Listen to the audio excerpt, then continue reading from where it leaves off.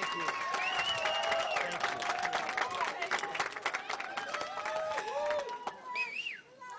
Game on.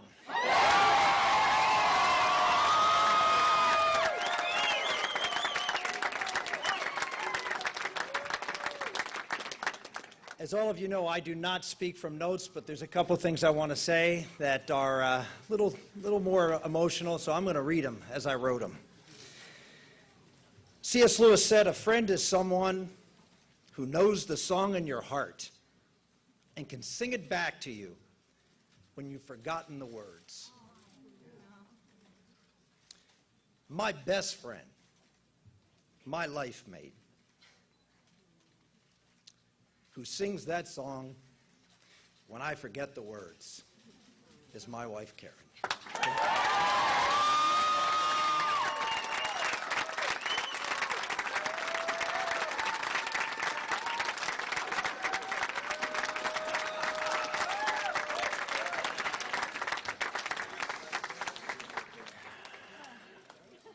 People have asked me how I've done this, sitting back at the polls and not getting a whole lot of attention paid to us. How did you keep going out to Iowa and 99 counties and 381 town hall meetings and speeches? Well, every morning when I was getting up in the morning to take on that challenge, I've required a strength from another particular friendship, one that is sacred. I've survived the challenges so far by the daily grace that comes from God.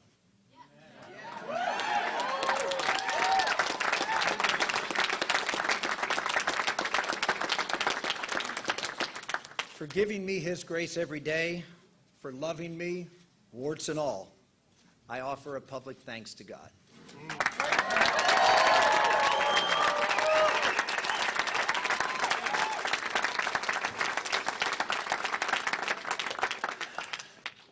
Third thanks. Thank you so much, Iowa.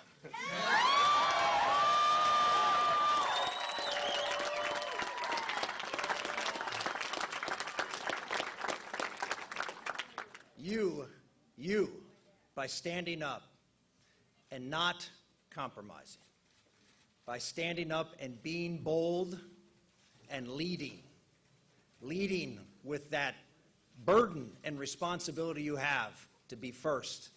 You have taken the first step of taking back this country.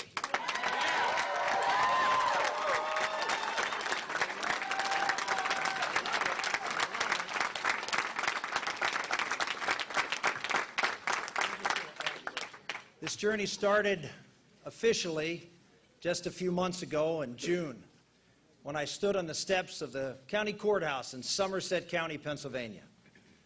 I decided to go there, not the typical place someone announces for president. It's not where I was born. It's not where I ever lived. But it's where my grandfather came, back in 1925. He came by himself, even though he was married with 2 children, one of them being my father. He came after having fought in World War I because Mussolini had been in power now 3 years, and he had figured out that fascism was something that would crush his spirit and his freedom and give his children something less than he wanted for them. So he made a sacrifice. He left to the coal fields of southwestern Pennsylvania. He worked in the mine at a company town, got paid with coupons, he used to call them. Lived in a shack. Eventually he figured out that that was a trip to nowhere, so he started taking money less, so he could start to save. And he did. And after 5 years, he got his citizenship and brought my father over at the age of 7. He ended up continuing to work in those mines until he was 72 years old, digging coal. I'll never forget the first time I saw someone who had died. It was my grandfather. And I knelt next to his coffin, and all I could do as eye level was look at his hands. They were enormous hands. And all I could think was those hands dug freedom for me. And so to honor him, I went to Somerset County because I believe foundationally, while the economy is in horrible condition, why our country is not as safe as it was, and while threats are rising around the world, while the state of our culture under this administration continues to decline with the values that are unlike the values that built this country, that the essential issue in this race is freedom. Whether we will be a country that believes that government can do things for us better than we can do for ourselves, or whether we believe, as our founders did, that rights come to us from God, and when he gave us those rights, he gave us the freedom to go out and live those rights out to build a great and just society, not from the top down, but from the bottom up.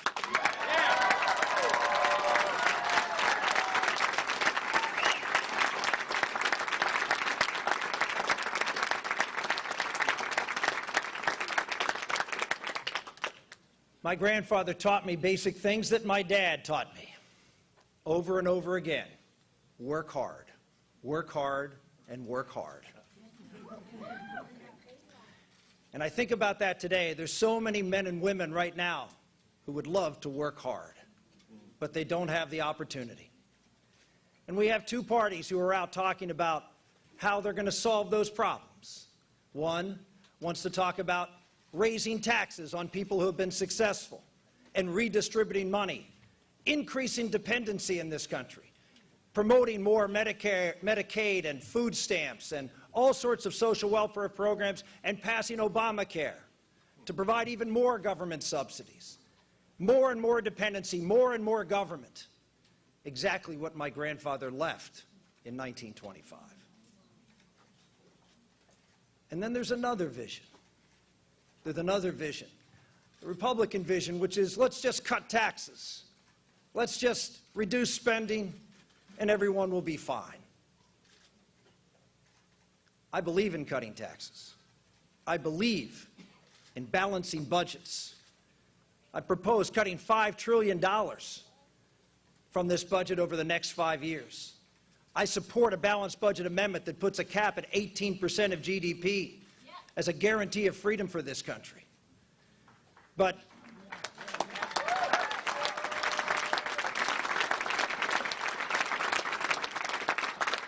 I also believe we as Republicans have to look at those who are not doing well in our society by just cutting taxes and balancing budgets.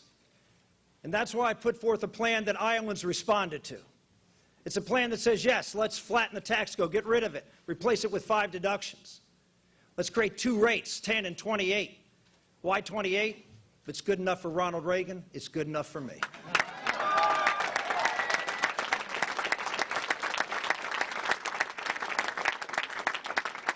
Then I take the corporate tax, cut that in half because it's the highest in the world and we need to be competitive. But when I traveled around Iowa to the small towns, I found a lot of those small towns were just like the small towns that I traveled around in Pennsylvania. They were towns that were centered around manufacturing and processing, those good jobs that built those towns. And those jobs slowly, whether it's in Hamburg, whether it's in Newton, or any place in between, we found those jobs leaving Iowa. Why? Because our workers didn't want to work? Because our workers weren't competitive? No. It's because government made workers uncompetitive by driving up the cost of doing business here. It's 20% more expensive to do manufacturing jobs in this country than it is in the top 9 trading partners that we have to compete with. And that's why we're losing our jobs. And so when Republican purists say to me, well, why are you treating manufacturing different than retail? I say because Walmart's not moving to China and taking their jobs with them.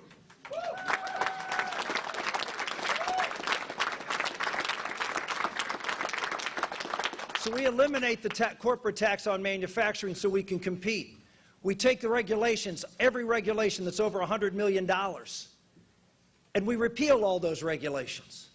Repeal them all, and there's a lot of them. Under the Bush and Clinton administrations, they averaged 60 regulations over $100 million a year. This administration hit 150 last year.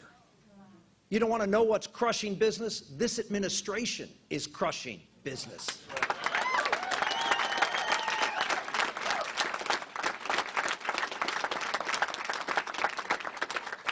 People have asked me, well, why do you think you can win? Because we've been told by so many people that there's another candidate in this race who is running a rather close race with me tonight. That is a better person to choose because he can win. Let me tell you. What wins? What did you say? Oh, Romney care. Okay. I just didn't hear you. What wins? What wins in America are bold ideas, sharp contrasts, and a plan that includes everyone. And a plan that includes people from all across the economic spectrum.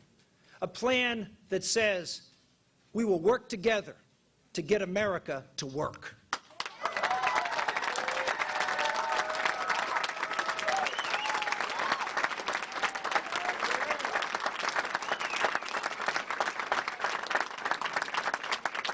How did I win when I won in Pennsylvania? I won because I went out and worked in the communities like I grew up in. Butler, Pennsylvania, a steel town. How was I able to win as a congressman in a 60% Democratic district and then in a 70% Democratic district which represented all of the old abandoned steel mills in Pittsburgh? All of them, along the Monongahela River. Those mills were in my district. And I ran in a tough election year when George Bush Sr. was losing the election by a landslide in my district.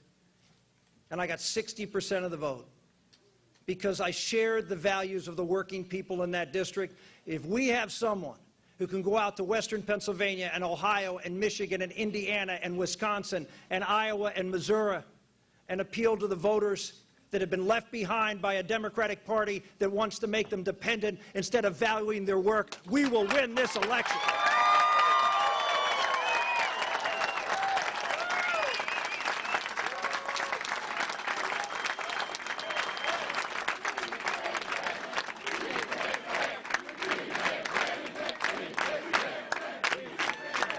Those are the same people that President Obama talked about who cling to their guns and their Bibles. Thank God they do.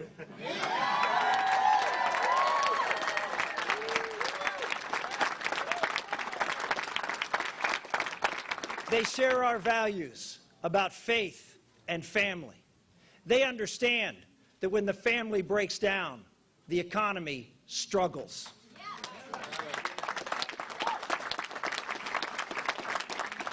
They understand when families aren't there to instill values into their children and into their neighbors as Little League coaches, as good neighbors of fathers and mothers being part of a community, that the neighborhood is not safe and they are not free. These are the basic values that Americans stand for. And those are the values that we need if we're going to go up against Barack Obama and win this election and restore the founding principles of our country to America.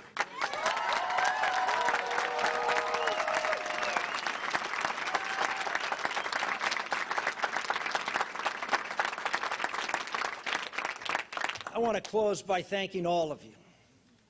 This has been an incredible journey. 99 counties, 381 town hall meetings, 36 pizza ranches. And you'll notice I'm not buttoning my coat for a reason.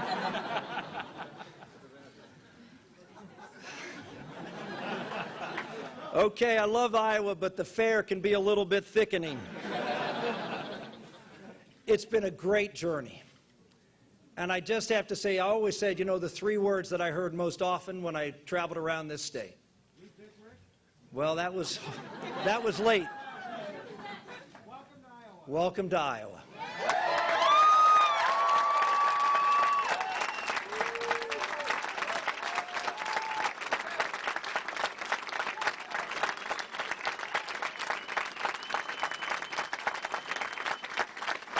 I want to thank the Iowans who are up here on stage. You were introduced to many of them. Folks who stood up when no one else was standing up. Folks who, when I was sitting at single digits in the polls, believed in the message and the messenger, believed in the cause, and were willing to stand behind us and do what was not popular in the world today. Lead. They led. And to each and every one of you, I want to thank you for leading and for doing what was necessary to promote the cause of liberty. Thank you, including Matt Schultz.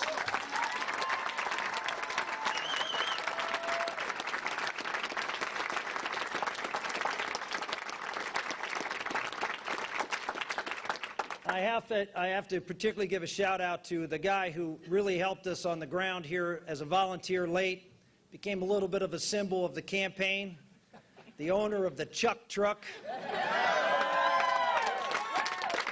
I love that graphic. I don't really often talk about the New York Times, but I love that graphic in the New York Times. It had how the entourages traveled around the state. And there were these long rows of buses and people and airplanes and SUVs and people and staff. And then all the way at the bottom was the Chuck truck, me, and Matt, and one of my kids. That was the most. Chuck Lawton.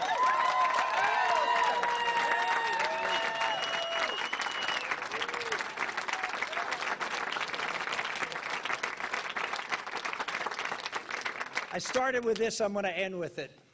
You know, I haven't written a whole bunch of books in my life. I've written just one. It's called It Takes a Family.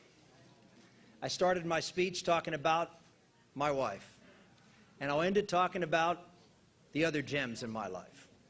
6 of my kids are up here: Elizabeth, John, Daniel, Sarah Maria, Peter, and Patrick.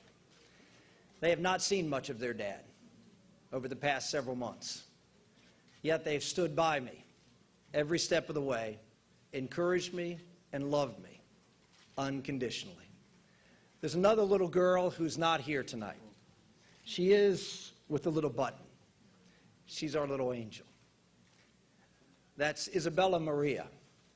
Isabella Maria, we don't take her out in crowds. She has a disability. She has a disability that has according to the records, the statistics, has a 1% chance of survival after 1 year. She is 3.5 years old.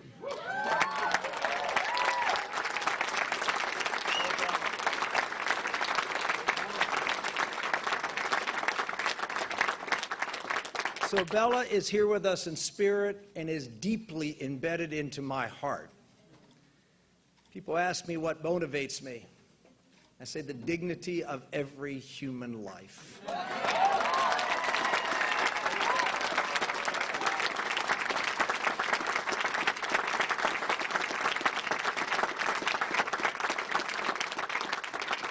God has given us this great country to allow His people to be free. He has given us that dignity because we are a creation of His. And we need to honor that creation. And whether it's the sanctity of life in the womb or the dignity of every working person in America to fulfill their potential, you will have a friend in Rick Santorum. We are off to New Hampshire. We are...